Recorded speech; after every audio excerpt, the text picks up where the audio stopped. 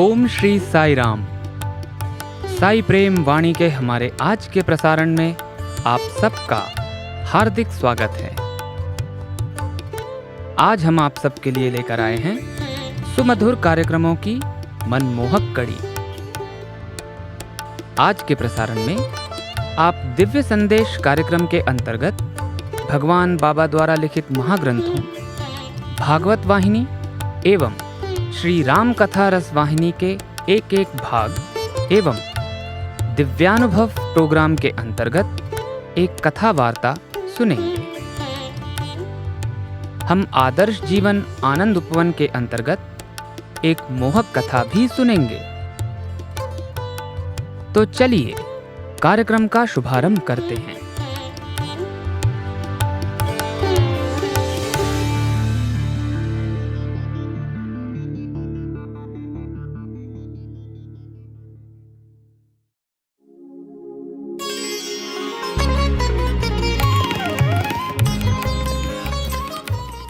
अब प्रस्तुत है दिव्य संदेश। इसके अंतर्गत भगवान बाबा द्वारा लिपिबद्ध किए गए महाग्रंथों में से एक भागवत वाहिनी का एक भाग आज हम प्रस्तुत करने जा रहे हैं। दिव्य संदेश, साई संदेश, दिव्य संदेश, साई संदेश। अध्याय 40। वह दैविक बालक गोपाल और कोई नहीं था, बल्कि भगवान स्वयं उस रूप में अपनी क्रीड़ाएं कर रहे थे। अन्य बालकों के समान बढ़ते हुए गोपाल 5 वर्ष के हो गए। एक दिन उन्होंने बिना किसी को बताए ही गौवों को इकट्ठा किया और यमुना की ओर चल दिए। ना तो उन्होंने अपने माता पिता को इसका पता चलने दिया और ना ही अपने बड़े भाई बलराम को। उनकी क्रीड़ाओं के, उनकी गतिविधियों के रहस्य और महत्व को भला कोई क्या जान सकता है। श्री कृष्ण अपनी क्रियाकलापों की किसी को कोई सूचना नहीं देते थे, किसी को कोई संकेत तक नहीं। कोई भी यह अनुमान नहीं लगा सकता था कि वे कब, कहां और क्या करेंगे। उस दिन भी वह उसी प्रकार चल दिए। ग्वाल बालों को बुला लिया और यमुना किनारे की ओर बढ़ चले। उन्हें ऐसे स्थान पर ले गए जहां जाने से लोग डरते थे और किसी को भी वहां जाने से मना करते थे। वह स्थान था यमुना में एक कुंड और कालिया देह के नाम से बहुत ही बदनाम था। वहां का जल इतना विषाक्त था कि उसका रंग बिल्कुल नीला पड़ गया था। वह सदा उबलता रहता था। उसमें से भाप बनकर सदा वायुमंडल में फैलती रहती थी और उसके ऊपर सदा बादल छाए रहते थे। जल ही क्या, वहां का सारा वातावरण ही इतना विषाक्त हो गया था कि जो कोई भी उसमें जा फंसता उसकी मृत्यु हो जाती थी और सब विस्मय से देखते रह जाते थे। भूल से भी यदि कोई पक्षी उस स्थान के ऊपर होकर निकल जाता था तो बस पंख फड़फड़ाकर उस कुंड में आ गिरता और उसका अंत हो जाता।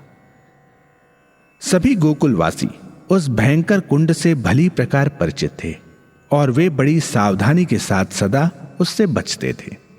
वे अपने बच्चों को उस ओर कभी न जाने के लिए सचेत करते और इस बात का भी पूरा ध्यान रखते कि उनके पशु उस ओर न जाएं। उस दिन श्री कृष्ण उस ओर बढ़ चले तो उनके साथियों ने उनसे उस ओर न जाने का अनुरोध किया और जब वह नहीं माने तो विरोध भी करने लगे। किंतु गोपाल ठहरे अपनी हट के पक्के। भला किसी की कब मानते और सबको अपने साथ घसीटते हुए वहां यह कहते हुए जा पहुंचे, देखना आज कितना आनंद आता है, मैं उस विषाक्त कुंड में तैरूंगा। वह अपने वस्त्र उतार कर सबको अपने निर्णय की घोषणा करने लगे। साथ के ग्वाल बालों की हिम्मत नहीं हो रही थी कि उन्हें अब और कैसे मना करें, किंतु फिर भी जैसे भी उनसे हो सका उन्होंने गोपाल को मना किया, अपना विरोध और रोष भी दिखाया। किंतु गोपाल ने उनकी एक भी नहीं मानी। बस अपनी इच्छानुसार लपटकर यमुना तट पर एक कदम्ब के वृक्ष पर चढ़े और धड़ाम से उस भयंकर विषकुंड में कूद पड़े।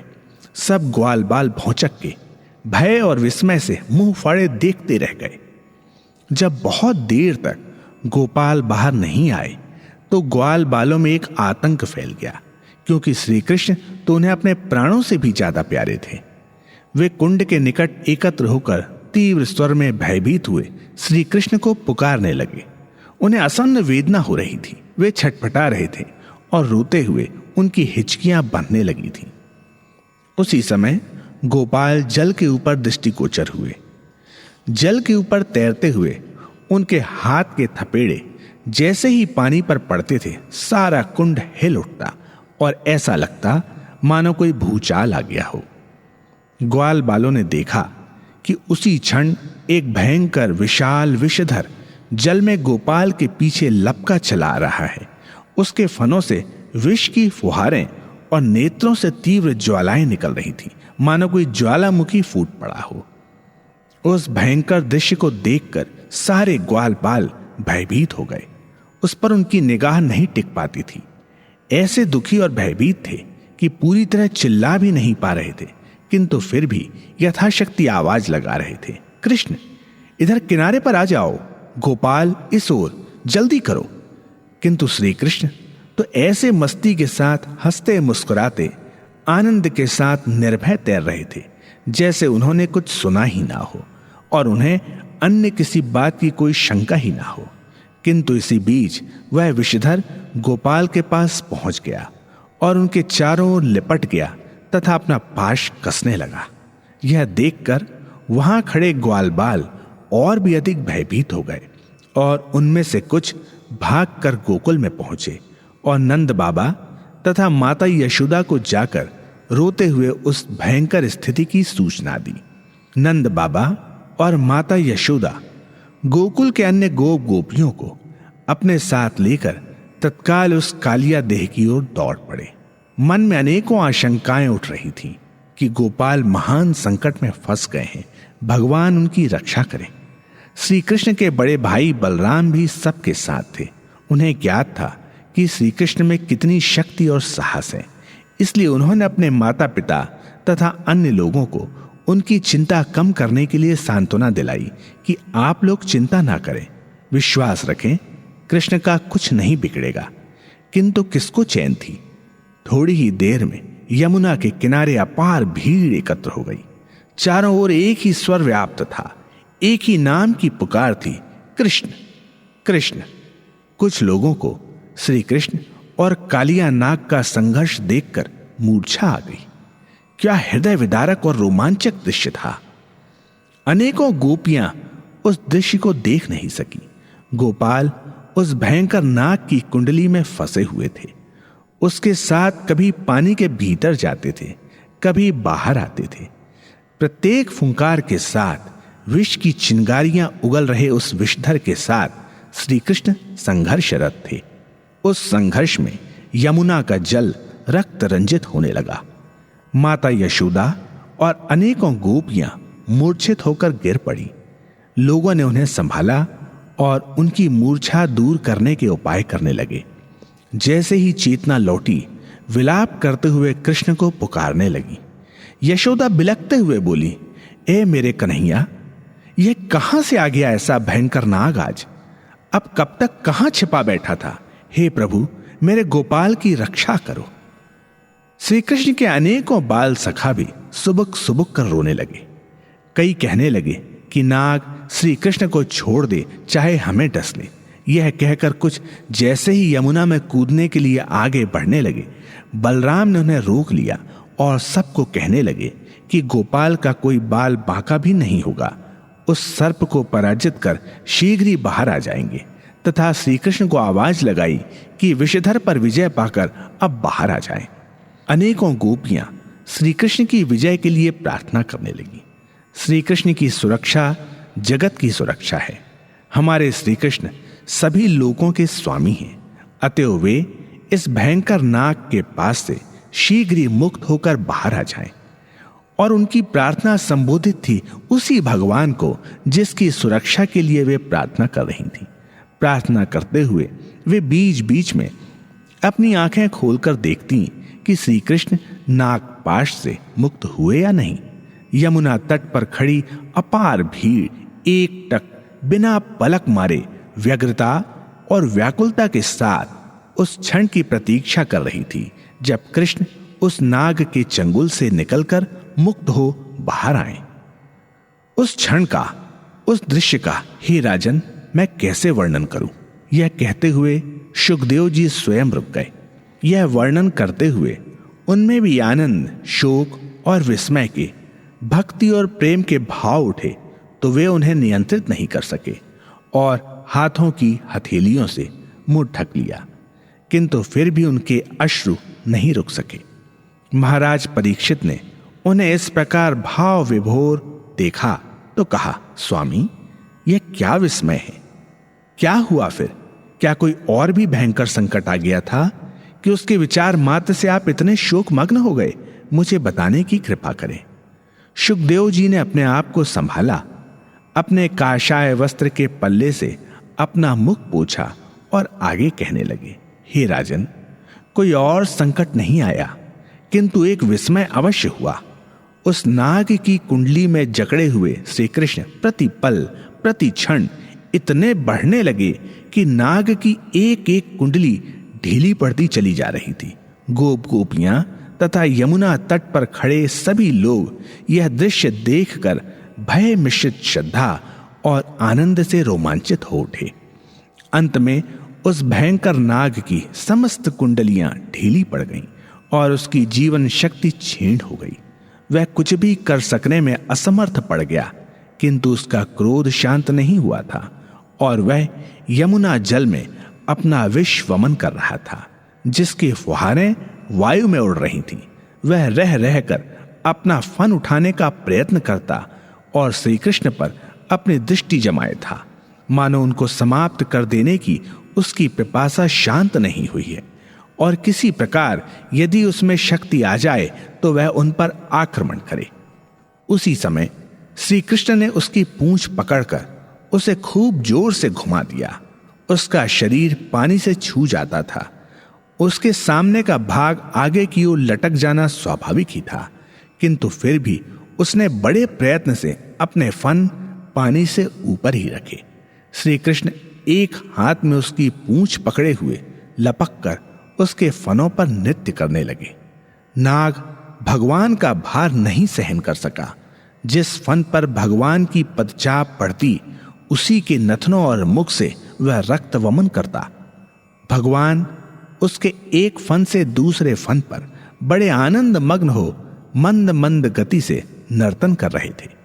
नटवर भगवान के उस अद्भुत नृत्य से कालिया नाग के समस्त फन छिन्न भिन्न हो गए। वह पीड़ा और लज्जा से कराह उठा। उसको श्वास लेना कठिन हो गया और बस मरने की सी स्थिति में पहुंच गया। उस दृश्य को देखकर यमुना तट पर खड़े जन समुदाय के हर्ष का पारावार नहीं था। वे आनंदित हो जय जयकार करने लगे तथा श्री कृष्ण से बाहर तट पर आ जाने के लिए प्रार्थना करने लगे। हे कृष्ण, धन्य हो, अब बाहर आ जाओ, आपने विजय पाली है, सारा संकट टल गया है, हमारी प्रार्थना सफल हुई। उसी समय साध्वी नाग पत्नियां उस कुंड के तल से विलाप करती हुई भगवान श्री कृष्ण के समक्ष प्रकट हुई तथा प्रार्थना करने लगी, हे भगवान, आपने दुष्टों को दंड देने के लिए ही अवतार लिया है। आपने इस दुष्ट के दर्प का दमन कर उसे जो दंड दिया है और उसे शक्ति विहीन कर दिया है, यह उचित ही किया तथा यह कार्य आपके उद्देश्य के अनुरूप ही है। यह कितना ही दुष्ट और अत्याचारी रहा हो, यह कितने परम सौभाग्य की बात है कि आपके चरण स्पर्श पाकर अब यह आपकी कृपा का पात्र बन गया है। इसके स्वभाव और प्रकृति का आपके संस्पर्श से पूर्ण रूपांतरण हो गया। आप अब इसे क्षमा प्रदान करने की कृपा करें और हमें अपने आशीर्वाद के साथ हमारा सौभाग्य लौटा दें, हमारा पति हमें प्राप्त हो। आप इसे जीवन दान प्रदान करें और वह शक्ति दें कि यह कभी किसी को कोई हानि ना पहुंचाए। हम बार बार आपसे प्रार्थना करती हैं, प्रणाम करती हैं।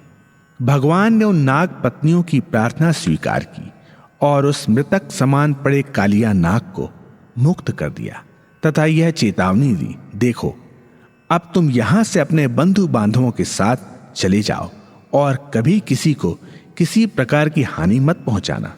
अब तुम्हारा शरीर मेरे चरण चिन्हों से अंकित हो गया है, इसलिए तुम्हारा जन्मजात शत्रु गरुड़ भी तुम्हें नहीं खाएगा। जाओ और शांति के साथ रहो।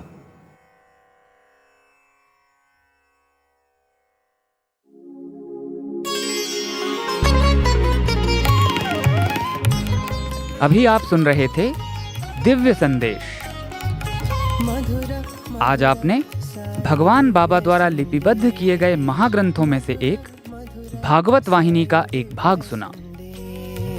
भवसागर तार का दिव्य संदेश, साई संदेश, दिव्य संदेश, साई संदेश।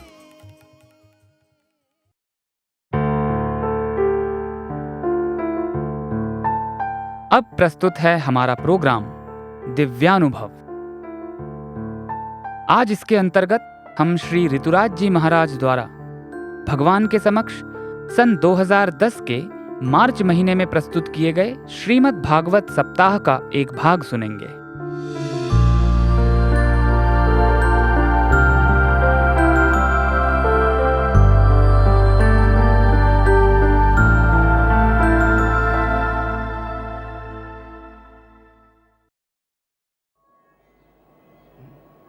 एक बार एक सखी राधा रानी के पास आई।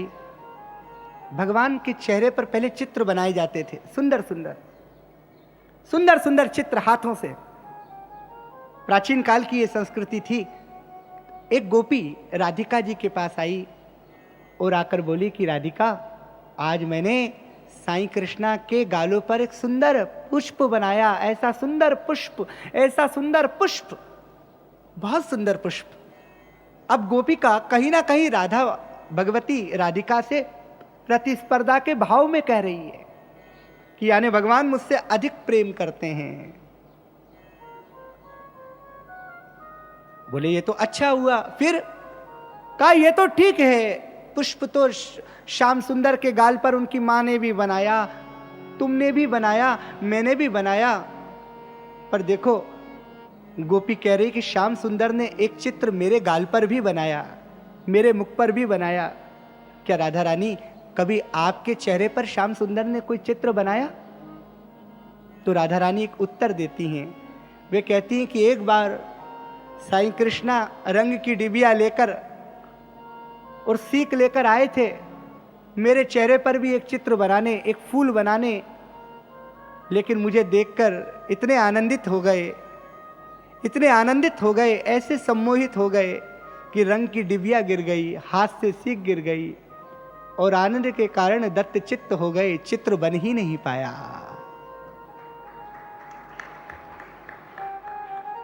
राधा तू बड़ भागनी, तू कौन तपस्या कीन। तो भगवान की उस द्वापर युग में अर्थ नीति हमने देखी। माखन चोरी के माध्यम से भगवान स्वदेशी का बोध दे रहे हैं। क्या?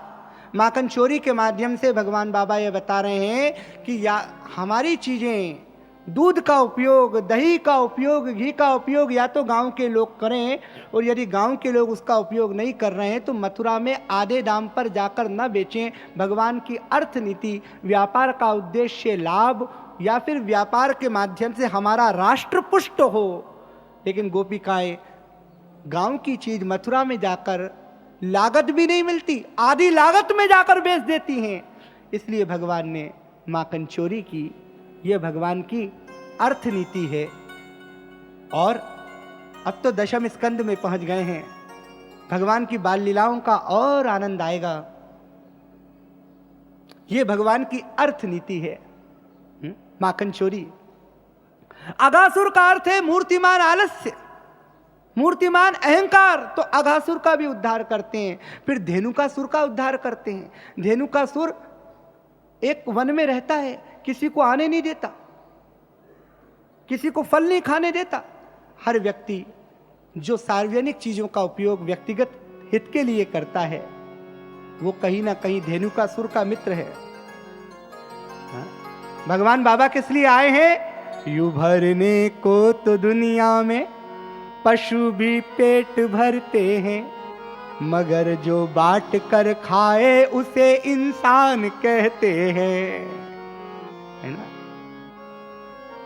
किसी के काम जो आए उसे इंसान कहते हैं, पराया दर्द अपनाए उसे इंसान कहते हैं।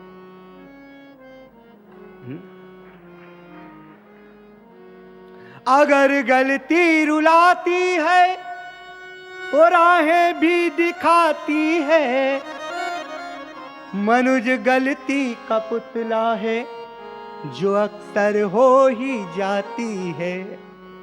जो कर ले ठीक गलती को उसे इंसान कहते हैं, किसी के काम जो आए उसे इंसान कहते हैं। तो भगवान बाबा के जो दान की पद्धति, विद्या का दान, निवेदन किया था ना आपसे।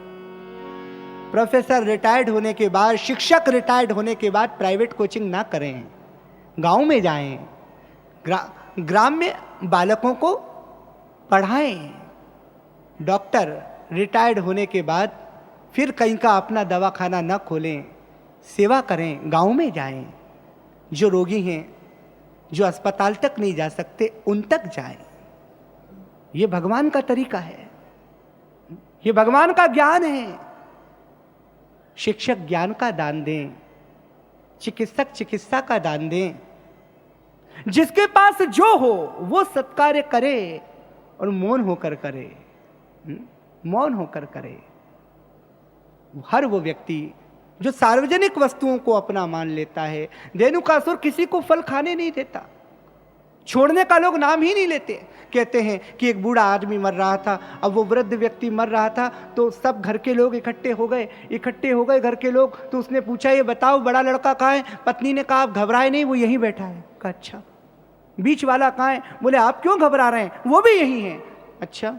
उसने कहा छोटा वाला लड़का? बोले आप बिल्कुल ना घबराएं, पत्नी ने कहा वो भी यहीं बैठा है। तो उस मरते हुए व्यक्ति ने कहा, फिर दुकान पर कौन है? इहि संसारे भवदुस्तारे कृपया पारे पाहि मुरारे। अब लड़के भी पिताजी से बड़े वाले थे। एक लड़के ने कहा कि सुनो, पिताजी बहुत अच्छे संपन्न व्यक्ति थे, पिताजी की अंतिम यात्रा बहुत बड़ी गाड़ी सजाएंगे फूलों से, नाचते गाते हुए ले जाएंगे। बीच वाले ने कहा गाड़ी में कितने पैसे लगते हैं तुमको पता है? अपन तो है ना अर्थी सजा लेंगे। छोटे वाले ने कहा अर्थी की भी क्या जरूरत है, नगर निगम का हाथ ठेला किस काम आएगा, 5 रुपए की रसीद कटा देंगे, सब हो जाएगा। इतने में तो वो पिताजी उठकर खड़े हो गए कि भैया 5 रुपए भी क्यों देते हो, मेरे जूते ले आओ, मैं पैदल ही चले चलता हूं। इहि संसारे भवदुस्तारे कृपया पारे पाहि मुरारे। तो भगवान बलदाऊ जी के साथ धेनुकासुर का उद्धार करते हैं और धेनुकासुर का उद्धार करते हैं। और फिर भगवान की एक और दिव्य लीला होती है, भगवान का एक और दिव्यानंद होता है। क्या? कालिंदनी तटे वेणुम। जब भगवान यमुना के किनारे जाकर बांसुरी बजाते हैं तो गोपिकाएं कहती हैं, हे श्याम सुंदर, हे साई कृष्णा, बांसुरी मत बजाया करो, बांसुरी मत बजाया करो। और विशेषकर जब हम भोजन बनाती हैं उस समय बांसुरी बिल्कुल मत बजाया करो। कहा क्यों? उस समय बांसुरी क्यों मत बजाया करो? कहा प्रभु, आपकी बांसुरी से ऐसी रसधारा निकलती है, हे नाथ, आपकी बांसुरी से ऐसा अमृत निकलता है कि जब आपकी वेणु का वादन होता है, हे साईं कृष्ण, जब आप बांसुरी बजाते हैं तो जो लकड़ियां चूल्हे में जलती हैं ना, उन लकड़ियों में से भी रसदार बह चलती है और अग्नि बुझ जाती है।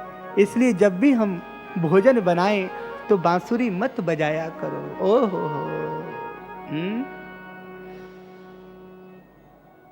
और भगवान के नयन कितने सुंदर हैं। बिंदु जी महाराज ने भगवान बाबा के नैनों के बारे में लिखा है कि पूनम डूबी अमावस के घर, ओ सावन सारे सलाखों में डूबे। पूनम डूबी अमावस के घर, सावन सारे सलाखों में डूबे। मौसम डूब गया बेमौसम, डूबने वाले तो लाखों में डूबे। बागों में डूबा है मधुबन सारा, पंछी सयाने भी पाखों में डूबे। बागों में डूबा है मधुबन सारा, पंछी सयाने भी पाखों में डूबे। और हे साईं कृष्णा कि तैर गए हम यूं तो समंदर, तैर गए हम यूं तो समंदर, डूबे तुम्हारी ही आंखों में डूबे।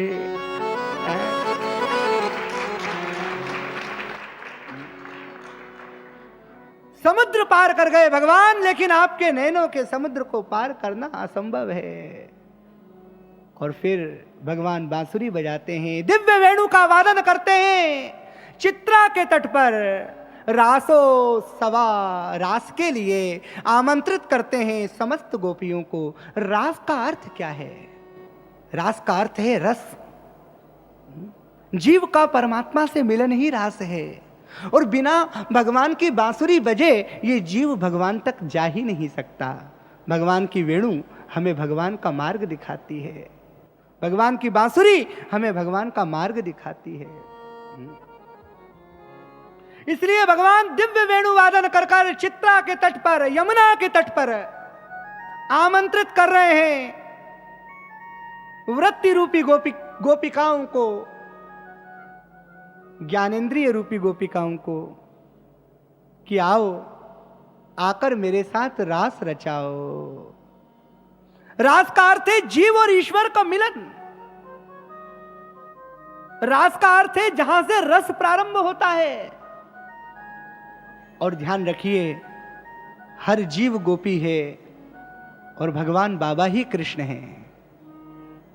और भगवान से कहिए कि प्रभु, प्रार्थना करिए भगवान से कि आनंद का वेणु वादन करिए, आनंद आनंद की वेणु बजाइए।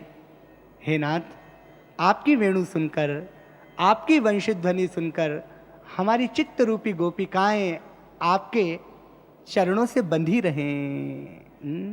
रास रचो है, रास रचो है, चित्रा किनारे सखी रास रचो है। रास रचो है, रास रचो है, चित्रा किनारे सखी रास रचो है। रास रचो है, रास रचो है, जमुना किनारे सखी रास रचो है। हाँ, रास रचो है, रास रचो है, यमुना किनारे सखी रास रचो है। रास रास रास महारास रचो है। रास रास रास महारास रचो है। रास रास रास महारास रचो है। रास रास रास महारास रचो है। साईं कृष्णा के संग सखी रास रचो है। साईं कृष्णा के संगे सखी रास रचो है। साईं कृष्णा के संग सखी रास रचो है। साईं कृष्णा के संग सखी रास रचो है। रास रचो है, रास रचो है, परती में देखो सखी रास रचो है। रास रचो है, रास रचो है, परती में देखो सखी रास रचो है। ब्रह्मा नाचे, इंद्र नाचे, नाचे देवगण। ब्रह्मा नाचे, इंद्र नाचे, नाचे देवगण। ब्रह्मा नाचे, इंद्र नाचे, नाचे देवगण। ब्रह्मा नाचे, इंद्र नाचे, नाचे देवगण। अरे मन मेरो बन गयो रे सखी पावन वृंदावन। हरि मन मेरो बन गयो सखी पावन वृंदावन। अरे मन मेरो बन गयो रे सखी पावन वृंदावन। अरे मन मेरो बन गयो सखी रे पावन वृंदावन। रास रचो है, रास रचो है, चित्रा किनारे सखी रास रचो है, रास रचो है, रास रचो है, चित्रा किनारे रास रचो है। रास रास रास महारास रचो है, रास रास रास महारास रचो है। रास रास रास महारास रचो है, रास रास रास महारास रचो है। साईं नाथ के संग सखी रास रचो है, साईं नाथ के संग सखी रास रचो है। साईं बाबा के संग सखी रास रचो है, साईं बाबा के संग सखी रास रचो है। रास रचो है, रास रचो है, जमुना किनारे सखी रास रचो है, रास रचो है, रास रचो है, सखी रास रचो है। गोपी नाचे गोप नाचे नाचे तारा गण, गोपी नाचे गोप नाचे नाच बाल संग।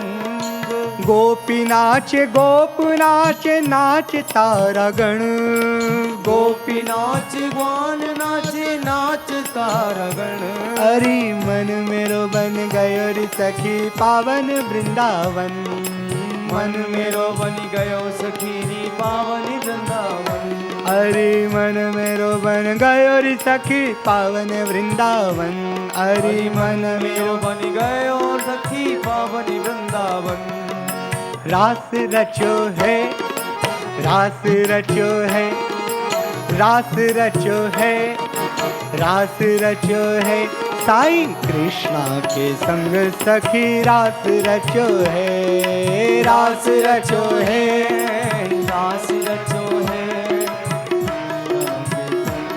आज रास रचो है। रास रास रास महारास रचो है, रास रास रास महारास रचो है। रास रास रास पूर्ण रास रचो है, रास रास रास पूर्ण रास रचो है। साईं बाबा के संग सखी रास रचो है, साईं बाबा के संग सखी रास रचो है। पुट परती में सखी रास रचो है, पुट परती में सखी आज रास रचो है। रास रचो है, रास रचो है, चित्रा किनारे सखी रास रचो है, रास रचो है, रास रचो है, चित्रा किनारे आज रास रचो है। गंगा नाचे यमुना जाते नाचे नदी गण, गंगा नाचे यमुना नाचे नाचे नदी गण, रेवा नाचे चित्रा नाचे नाचे नदी गण, रेवा नाचे चित्रा नाचे नाच नदी गण। अरे मन मेरो बन गयो रे सखी पावन वृंदावन, अरे मन मेरो बन गयो सखी री पावन वृंदावन।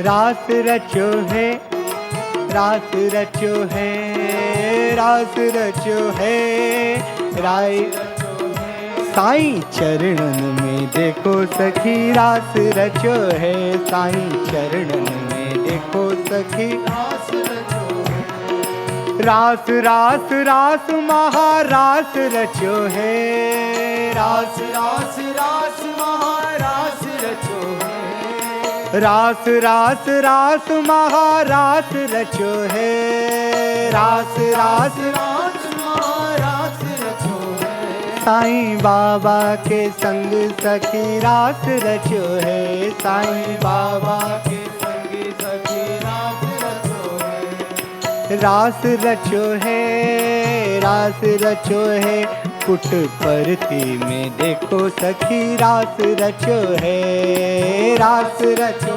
है, रास रचो है, रास रचो है। भगवान का असीम अनुग्रह, असीम आशीर्वाद, बाबा की असीम कृपा, आज के समस्त प्रातःकाल की कथा अनंत कोटि ब्रह्मांड नायक तिड्डित पीतांबरधारी अकारण करुणा वलय परात्पर ब्रह्म पूर्णावतार प्रेमावतार हम सब के परम संरक्षक अनंत कोटि ब्रह्मांड नायक भगवान श्री सत्य साईं बाबा जी के चरणों में समर्पित। ओम शांति शांति शांति। ओम श्री साई राम, जय साई राम।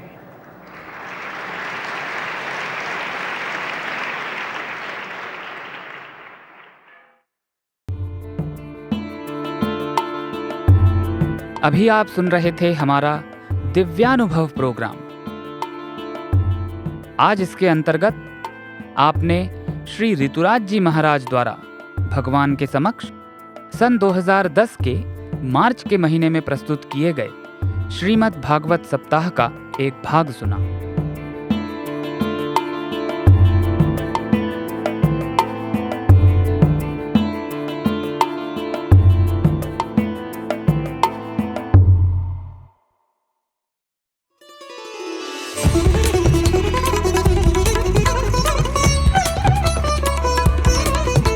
आप सुन रहे हैं रेडियो साईं प्रशांति निलयम से हिंदी प्रसारण साईं प्रेम वाणी।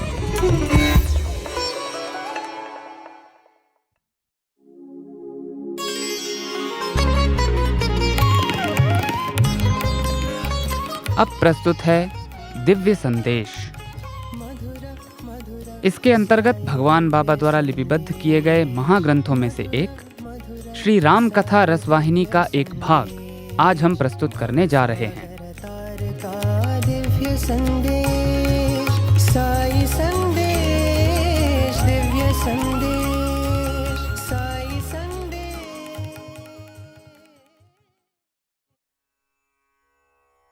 एक दिन जब मैं यज्ञ अनुष्ठान हेतु भूमि शोधन करते समय खेत में हल चला रहा था, उसी समय हल के अग्रभाग से जोती गई भूमि में एक पात्र दिखाई दिया। जब मैंने उसे खोलकर देखा तो उसमें एक कन्या मिली। हल द्वारा खींची गई रेखा से उत्पन्न होने के कारण उसका नाम सीता रखा गया। मैंने उस कन्या का अपनी संतान के समान पालन पोषण किया।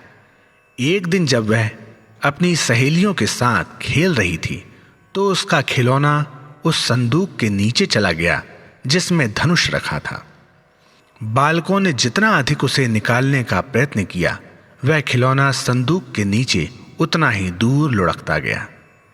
अपनी सखियों की असफलता को देखकर सीता हंसने लगी। सीता ने एक हाथ से ही संदूक को घसीटकर खिसका दिया और बड़ी सरलता से खिलौना निकाल लिया। मुझे यह बात रानी ने बताई, जिन्हें यह घटना आश्चर्यचकित लोगों ने सुनाई थी। उसी दिन मैंने यह निश्चय कर लिया कि मैं उसी के साथ इसका विवाह करूंगा जो अपने पराक्रम से इस धनुष का संधान करेगा।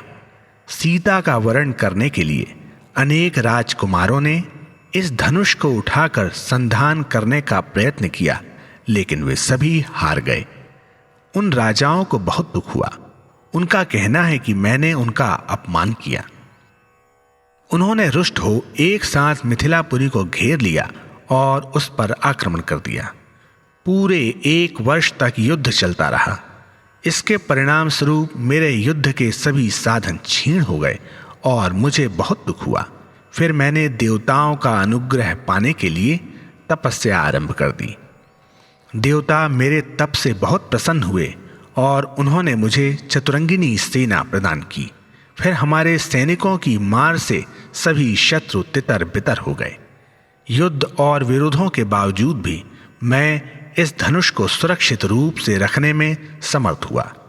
मैंने अपनी आंख की पुतली के समान इसकी रक्षा की। इसका बल अवर्णनीय है। रामचंद्र, मैं आपकी इच्छा पूर्ण करने में संकोच नहीं करूंगा। यदि आप सहमत हों तो उस धनुष को यज्ञशाला में मंगवा लिया जाएगा। मैं अभी इसे लाने का आदेश देता हूं। मैं यह भी घोषणा करवा दूंगा कि जो भी इसे उठाकर इसकी प्रत्यंचा को चढ़ाने का साहस करे वह प्रयत्न कर सकता है। जनक के इन प्रामाणिक वचनों को सुनकर राम व लक्ष्मण ने परस्पर देखा और चुप रहे, क्योंकि वे अपने गुरु के आदेश की प्रतीक्षा कर रहे थे, जिनके साथ वे इतनी दूर से आए थे।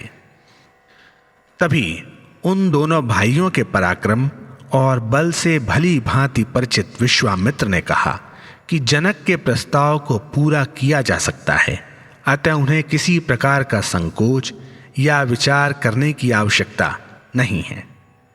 जनक ने यह भी घोषणा की कि उनका प्रण है कि जो भी उस धनुष को उठाकर उसकी प्रत्यंचा को चढ़ा बाण संधान कर देगा, उसी से वे सीता का विवाह करेंगे। विश्वामित्र भी उनकी बात से सहमत थे। जनक ने विश्वामित्र से विदा ली और महल में चले गए। वे धनुष को यज्ञशाला में लाने के प्रबंध करवाने में लग गए। उन्होंने घोषणा करवा दी कि धनुष भी प्रदर्शन हेतु रखा जाएगा और कुछ राजा व राजकुमारों को यह सूचना भिजवा दी गई।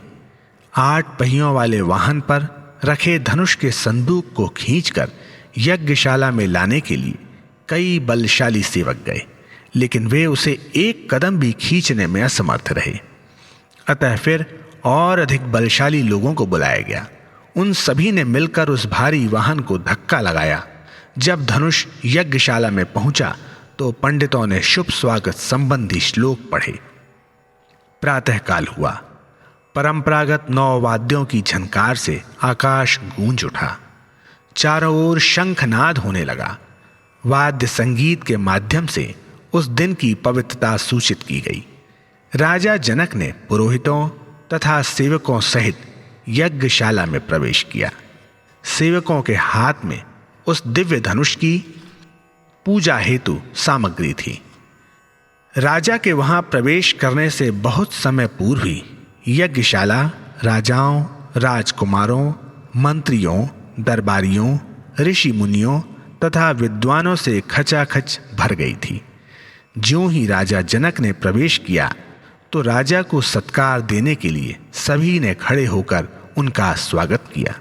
वैदिक पंडितों ने उच्च स्वर में देवताओं की स्तुतियां की। उनकी ध्वनि एक स्वर में स्वर्ग तक पहुंची। अन्य पंडितों ने वेद पाठ किया। सभी लोग इतने आनंद मग्न हो गए कि वे निर्निमेष दृष्टि से सब कुछ देख रहे थे। राजा जनक अति श्रद्धापूर्वक धनुष के वाहन के पास गए और जब पंडित इसकी अर्चना के लिए वैदिक पाठ कर रहे थे तो जनक ने उसे कुसुमांजलि अर्पित की। उन्होंने दिव्य धनुष को शीश नवाया और फिर विशिष्ट जनों के पास जाकर उन्होंने घोषणा की, ऋषि मुनियों को मेरा नमस्कार। यहां आप सभी लोगों का मैं धन्यवाद करता हूं। जैसा कि आप जानते ही हैं, अनेकों वर्षों से मेरे पूर्वजों तथा अन्य अनेक राजाओं ने इस दिव्य धनुष की पूजा की है। इसे समस्त देवता, असुर, राक्षस, गंधर्व, बड़े बड़े यक्ष, किन्नर, महारथी भी नहीं उठा सके। जिन्होंने भी उसे उठाने का प्रयत्न किया उन सभी को असफलता के कारण लज्जापूर्वक लौटना पड़ा। फिर भी आज पुनः मैंने इसे यज्ञशाला में लाने का निश्चय किया।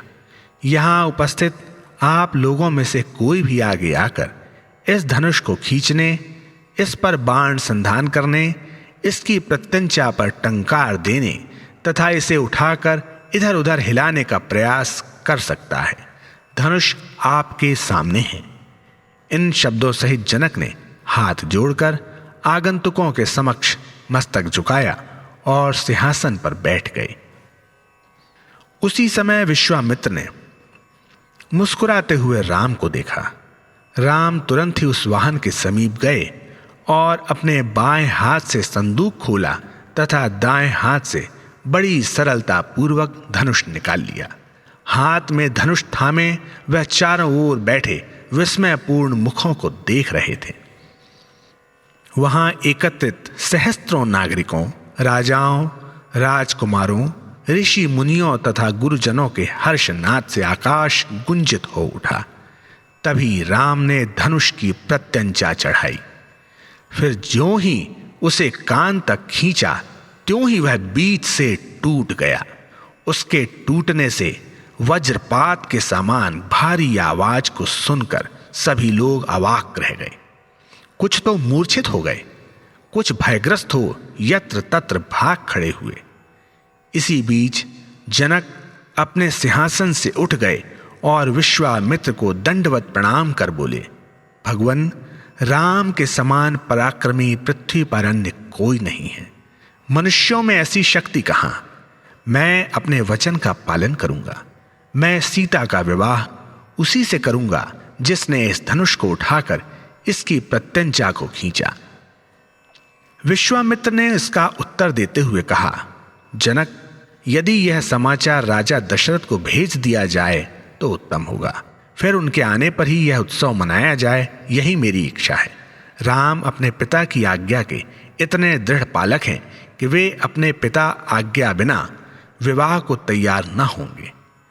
अतः जनक ने पंडितों तथा मंत्रियों को अपने पास बुलाया और उन्हें दूसरे दिन प्रातः होते ही अयोध्या के लिए प्रस्थान करने का आदेश दिया। अति द्रुत घोड़ों वाले रथों में बैठकर वे चल दिए और 3 दिन तथा 3 रात यात्रा करने के बाद चौथे दिन सुबह वे अयोध्या पहुंच गए। उन्होंने अपने रथों को राजमहल के मुख्य द्वार पर रोका, जिससे राजा को सूचना देने में कोई विलंब ना हो। जब द्वारपालों ने उनके नाम तथा वहां पधारने का प्रयोजन पूछा तो मंत्रियों ने कहा कि वे राजा को उनके आने की सूचना दे दें। द्वारपालों ने शीघ्र ही राजा दशरथ को संदेश दिया और राजा ने तुरंत अपने पास अंदर बुलवा लिया।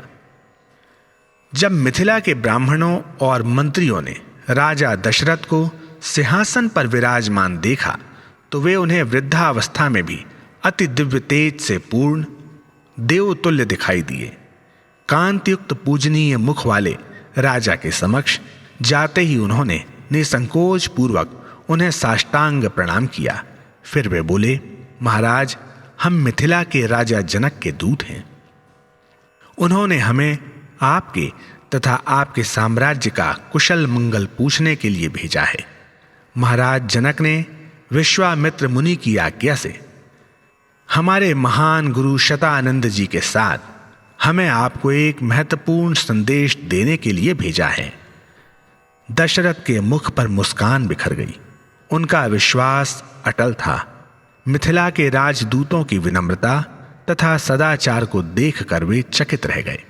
उन्होंने कहा, हे ब्रह्मर्षि, हे राजमंत्रियों, अयोध्या के राज्य में कोई अभाव नहीं है। अग्निहोत्र आदि के विधि विधानों में कोई विघ्न नहीं है। प्रजा सुखी है। प्रजा की नैतिक तथा आध्यात्मिक प्रगति में कोई बाधा नहीं है। प्रजा अति समृद्धपूर्ण और चरम लक्ष्य की ओर उन्नतिशील है। मुझे यह कहने में महान हर्ष हो रहा है। मैं मिथिला नरेश राजा जनक के कुशल क्षेम तथा उनके राज्य में वेद वर्णित धार्मिक विधानों के निर्विघ्न अनुष्ठानों के बारे में जानना चाहता हूँ। आप जो संदेश लाए हैं वह निसंकोच कहें, मैं उसे सुनने को अति उत्सुक हूं। इतने मृदु और नम्र शब्दों में दशरथ की आज्ञा पाने पर मंत्रियों ने ब्राह्मणों से संदेश देने को कहा। मुख्य पुरोहित ने अपने स्थान से उठकर इस प्रकार संदेश दिया, हे महाराज, हमारे महाराज जनक ने यह प्रतिज्ञा की थी कि वह अपनी कन्या सीता का विवाह पराक्रमी राजकुमार से करेंगे। निसंदेह आपको भी उनकी इस प्रतिज्ञा के विषय में ज्ञात होगा। आपको यह भी मालूम होगा कि अनेक राजा व राजकुमार उनकी इस प्रतिज्ञा को पूर्ण करने में असफल होकर लज्जा सहित लौट गए। परमात्मा की इच्छानुसार आपके 2 पुत्र राम और लक्ष्मण विश्वामित्र के साथ हमारे महाराज द्वारा आयोजित महान यज्ञ को देखने उत्सुकतावश वहां आए। आपके बड़े पुत्र राम ने अपने अतुलनीय बल एवं पराक्रम द्वारा सीता को जीत लिया। महाराज, हम क्या कहें, हम वर्णन कैसे करें। ऋषि मुनियों, राजाओं तथा राजकुमारों के महान जन समुदाय के मध्य अति पराक्रमी राम ने रत्न स्वरूप शिव धनुष को मध्य से पकड़कर उठा लिया तथा प्रत्यंचा चढ़ाई। इससे भी बढ़कर उन्होंने उसे मध्य से ऐसे तोड़ डाला मानो खेल ही खेल में उसके 2 टुकड़े कर दिए हों। चूंकि सीता का विवाह ऐसे ही वीर्यवान से होना था, अतः वहां एकत्रित सभी ऋषि मुनियों ने तथा हमारे महाराज ने उनका विवाह राम से ही करने का निश्चय किया है। हमें आपसे प्रार्थना करने, आपकी अनुमति लेने, आपका स्वागत करने तथा आपको गुरु, पुरोहितों, मंत्रियों, राजसेवकों, राज समाज तथा अनुयायियों सहित मिथिला के लिए आमंत्रित करने भेजा गया है। हमारे महाराज आपके दर्शन करने के बाद ही अपनी कन्या का विवाह संपन्न करना चाहते हैं। आपको यही सूचना देने के लिए हमें आपके पास भेजा गया है। पुरोहित और मंत्रीगण करबद्ध हो राजा दशरथ के उत्तर की आदर पूर्वक प्रतीक्षा करने लगे। किंतु राजा दशरथ ने अपने मन में विचार किया और उत्तर देने से पहले वशिष्ठ, वामदेव तथा अन्य पंडितों को विचार विमर्श हेतु बुला भेजा। उन्होंने राज्य के प्रमुख ब्राह्मण को भी बुलाया। जब वे सब वहां आ गए तो उन्होंने मिथिला से आए दूतों को वह संदेश दोहराने को कहा। जब उन्होंने भली भांति उस सूचना को सुन लिया तो राजा ने उनकी सलाह मांगी। दशरथ ने सर्वप्रथम ऋषि वशिष्ठ को दंडवत प्रणाम कर उनका परामर्श मांगा। वशिष्ठ, वामदेव तथा अन्य सभी ने हर्ष ध्वनि सहित कहा, अति शुभम, अति शुभम। उन्होंने यह भी कहा, इस पर अब और विचार करने की आवश्यकता नहीं है। मिथिला की यात्रा के लिए पूरी तैयारियां कर लीजिए। मंत्री हर्ष से उछल पड़े। पल भर में संपूर्ण नगर में तथा रनिवासों में राम के विवाह का समाचार फैल गया। नगर वासियों ने उल्लास पूर्वक जय जयकार की। सेवकों तथा नौकर चाकरों ने जल्दी जल्दी यात्रा की तैयारियां कर दी। भारी मात्रा में रत्न, रेशमी चमकदार वस्त्रों तथा अन्य उपहारों से भरे असंख्य रथ लाए गए। राजा तथा अंगरक्षक, राजगुरु वशिष्ठ, मुख्य पुरोहित तथा अन्य ब्राह्मण व पंडित अपने अपने रथों में बैठ गए। ऐसा प्रतीत हो रहा था मानो संपूर्ण अयोध्या नगरी ही विवाह देखने के लिए मिथिला जा रही हो। अन्य जो लोग भी जाना चाहते थे उनके लिए दशरथ ने प्रबंध करवा दिए। मिथिला जाने के लिए उत्सुक सभी व्यक्तियों को साथ ले जाया गया। घोड़े भी अत्यधिक प्रसन्न दिखाई दे रहे थे, क्योंकि वे बिना लगाम खींचे ही तेज गति से दौड़ रहे थे और उनके मुख पर थकान का निशान तक नहीं था। 2 रात व 2 दिन यात्रा करने के बाद तीसरे दिन वे लोग मिथिला पहुंचे। महाराज जनक ने नगर के मुख्य द्वार पर उनका स्वागत किया। उन्होंने मंत्रियों, ऋषियों और पुरोहितों का उनके पद के अनुसार स्वागत किया। महाराज ने उन सभी के ठहरने का प्रबंध करवाया। दूसरे दिन प्रातः होते ही दशरथ ने ऋत्विकों, रानियों और संबंधियों को बुला भेजा तथा उन्हें उस विशाल अवसर के लिए तैयार होने को कहा। इसी बीच राजा जनक दशरथ के निवास स्थान पर आ गए और उन्हें यज्ञ वेदी के पास प्रमुख स्थान पर बैठाया। गुरुओं तथा अन्य आगंतुकों को उनके पद के अनुसार आसन दिए गए। जब सभी लोगों ने अपने अपने आसन ग्रहण कर लिए तो राजा जनक ने राजा दशरथ का स्वागत करते हुए कहा, मेरे बड़े भाग्य हैं कि आप महर्षियों, प्रमुख ब्राह्मणों, राज समाज तथा संबंधियों सहित मिथिला पधारे हैं। यह हमारे पूर्व जन्मों के पुण्यों का ही फल है। चित्त को आह्लादित करने वाले आपके पुत्र के पराक्रम का अब कोई विशेष रूप से वर्णन करने की आवश्यकता नहीं है। बल और पराक्रम से दैदीप्त रघुवंश से अब शीघ्र मेरा संबंध होने वाला है। इस कुल के साथ संबंध होने से मेरे कुल का सम्मान बढ़ गया है। मुझे पूर्ण विश्वास है कि यह मेरे पूर्वजों के आशीर्वाद का ही परिणाम है। महाराज, हम जो यज्ञ कर रहे हैं, आज सुबह उसकी समाप्ति होगी। यज्ञ समाप्ति के बाद ही मैंने राम और सीता के विवाह का शुभ कार्य संपन्न करने का निश्चय किया है। मेरी आपसे विनती है कि आप अपनी सहमति दें। दशरथ आनंद से झूम उठे। उनके मुख पर मुस्कान छिटक गई। उन्होंने कहा, राजा, आप दाता हैं। गुरुजनों का कहना है कि प्रतिग्रह दाता के अधीन होता है। अतः आप जो भी दें और जब भी प्रसन्नता सहित निज इच्छा पूर्वक दें, मैं लेने को सदा तैयार हूं। राजा दशरथ के इन धर्मानुकूल, यशोवर्धक और स्नेहपूर्ण शब्दों को सुनकर राजा जनक महान आनंद में डूब गए। उसी क्षण राम और लक्ष्मण विश्वामित्र मुनि के साथ वहां पहुंच गए। उन्होंने अपने पिता को और गुरुओं वशिष्ठ, वामदेव आदि को दंडवत प्रणाम किया। अपने दोनों पुत्रों को इतने दिन बाद देखकर उन्हें अपार हर्ष हुआ। उन्होंने उन्हें पास बुलाकर उनकी पीठ थपथपाई और वक्ष से लगा लिया।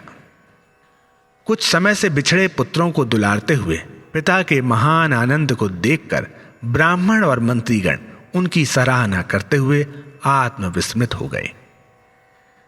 दशरथ ने अपने पुत्रों से बहुत देर तक बातचीत की तथा उनके द्वारा दानवों से यज्ञ की रक्षा किए जाने के सुंदर वर्णन सुने। उन्होंने पिता को विश्वामित्र के आश्रम से मिथिला नगरी तक की यात्रा की घटनाएं सुनाई। वशिष्ठ, वामदेव तथा अन्य ऋषियों, भरत, शत्रुघ्न, सुमंत्र, अन्य मंत्रियों, सभासदों तथा अन्य लोगों ने भी उनके वर्णन सुने। वे सभी लोग रात भर इन रहस्यपूर्ण तथा विस्मयात्मक घटनाओं पर विचार करते रहे। राजा जनक विवाहोत्सव की तैयारियों में व्यस्त थे। वे अधिकांशतः महल में ही रहते थे। उन्होंने मुख्य पुरोहित शतानंद जी को दरबार में बुलाकर उनसे सादर प्रार्थना करते हुए कहा कि वे विवाह से पूर्व होने वाले अन्य विभिन्न प्राथमिक रीति रिवाजों के लिए लोगों और सामान को इकट्ठा करना प्रारंभ कर दें। शतानंद ने उत्तर दिया, महाराज, यज्ञ तो आज ही समाप्त हो गया है। मैंने देखा है कि अगले 2-3 दिन में कुछ शुभ मुहूर्त हैं। यदि आप चाहें तो मैं विस्तार से बता सकता हूं। इस पर राजा जनक ने शतानंद से आदर पूर्वक करबद्ध कहा, ब्राह्मण, कल रात मैंने राजा दशरथ की अनुमति प्राप्त कर ली है। यह वस्तुतः महान भाग्य का लक्षण है। मेरे छोटे भाई कुशध्वज इस समय यहां उपस्थित नहीं है। वह किसी अन्य स्थान पर उच्च पुरोहितों के निर्देशानुसार यज्ञ हेतु सामग्री लेने में व्यस्त हैं। इस शुभ अवसर पर मैं उन्हें यहां उपस्थित देखना चाहता हूं। वह भी मेरे साथ इस मंगल समारोह का सुख उठाएंगे। उन्हें यहां तुरंत लाने के लिए मैंने योजना बना ली है। मेरे विचार में हम उनके आने पर ही दिन और लग्न निश्चित करें। शतानंद जी ने उत्तर दिया, बहुत अच्छा, इससे हमें अपार प्रसन्नता मिलेगी। इन वचनों सहित शतानंद जी महल से चले गए। राजा जनक ने अपने भाई को मिथिला लाने के लिए दूत भेजे। उन्हें कुशध्वज जी अपनी राजधानी सांकाश्या में मिल गए, क्योंकि वह तीव्र गति वाले घोड़ों पर सवार होकर वहां अल्प समय में ही पहुंच गए थे। दूतों ने उन्हें मिथिला का शुभ समाचार दिया। संपूर्ण वृत्तांत सुनने पर कुशध्वज अति गहन आनंद सागर में डूब गए। कुशध्वज जी तुरंत ही अपने बंधु बांधवों सहित मिथिला यात्रा पर चल दिए। उनके रथ उपहारों, भेंटों तथा अन्य अमूल्य वस्तुओं से लदे थे। उस दिन रात को चलकर वह कुछ समय में ही मिथिला पहुंच गए। राजा जनक शीघ्र ही उनसे मिलने को उठे, क्योंकि वह उनकी प्रतीक्षा में एक एक क्षण गिन रहे थे। उन्होंने अपने भाई को गले से लगा लिया। वह अकथनीय उल्लास से परिपूर्ण थे। कुशध्वज ने पहले अपने बड़े भाई का चरण स्पर्श किया और शतानंद जी को साष्टांग प्रणाम कर तीनों अपने अपने आसनों पर बैठ गए। उन्होंने आपस में विचार विमर्श किया और जब वे अंतिम निर्णय पर पहुंच गए तो उन्होंने अति आदरणीय मंत्रिप्रवर सुदामन को बुलाया और उनसे कहा, मंत्रिवर, आप शीघ्र ही महाराज दशरथ के पास जाकर उनसे प्रार्थना करें कि वे अपने मंत्रियों, पुरोहितों, सभासदों तथा बंधु बांधवों सहित महल में पधारें। आप उन्हें पूर्ण सम्मान सहित यहां लाएं। सुदामन सभासदों, विद्वानों और राजपुरोहितों के दल के साथ चलने को तैयार हुए। उन्होंने राजकीय बारात को लाने के लिए रथों को अति मोहक रूप में सुसज्जित किया और दशरथ के महल के लिए चल पड़े।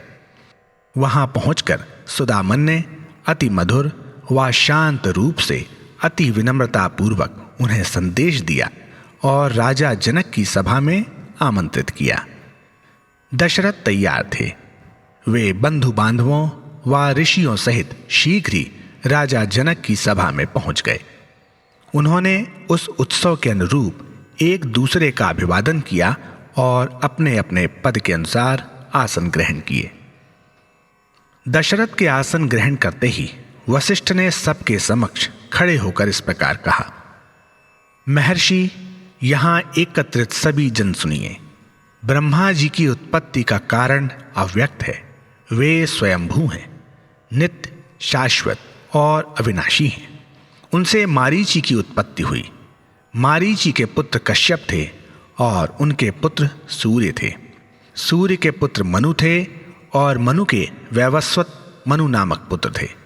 मनु ने प्रजा पर शासन किया और प्रजापति कहलाए।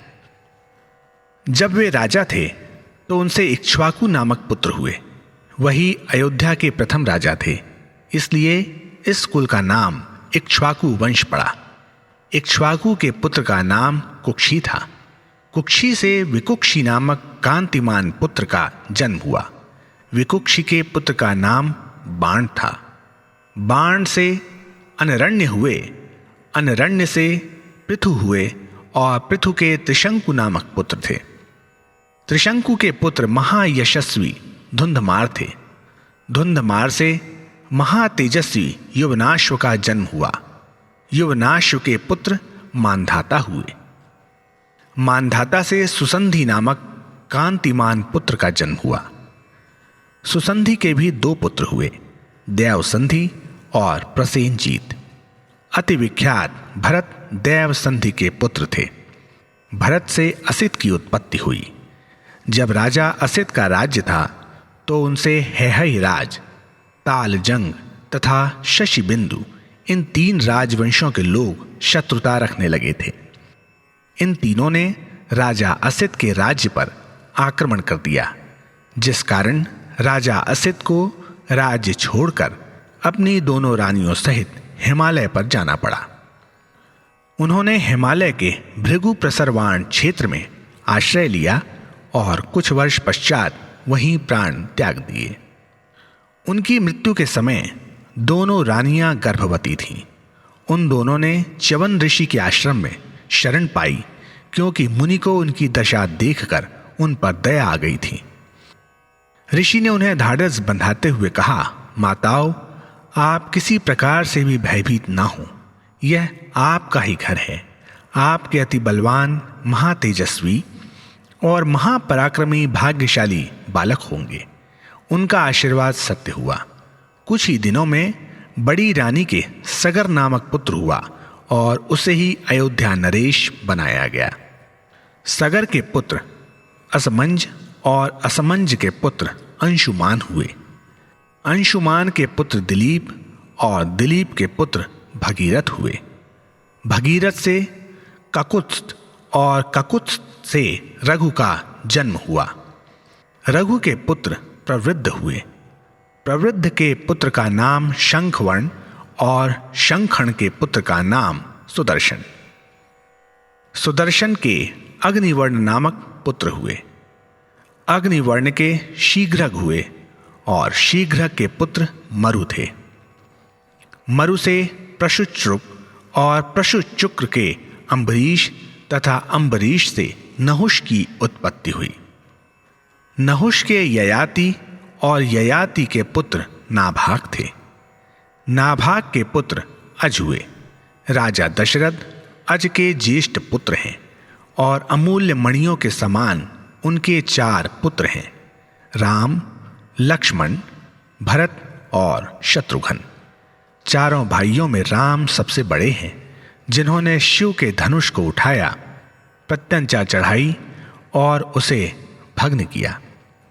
हे राजर्षि, यह राजवंश अति पुनीत और निर्मल है।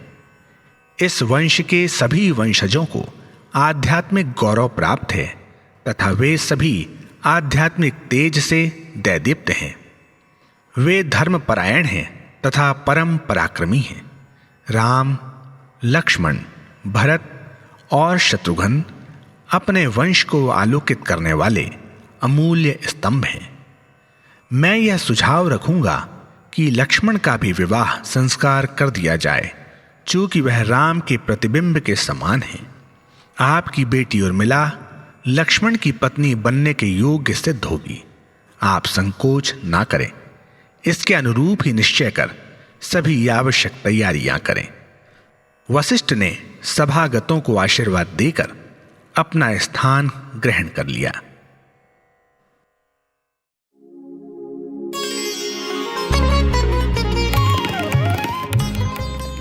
अभी आप सुन रहे थे दिव्य संदेश। आज आपने भगवान बाबा द्वारा लिपिबद्ध किए गए महाग्रंथों में से एक श्री राम कथा रसवाहिनी का एक भाग सुना। भवसागर तार का दिव्य संदेश, साई संदेश, दिव्य संदेश, साई संदेश।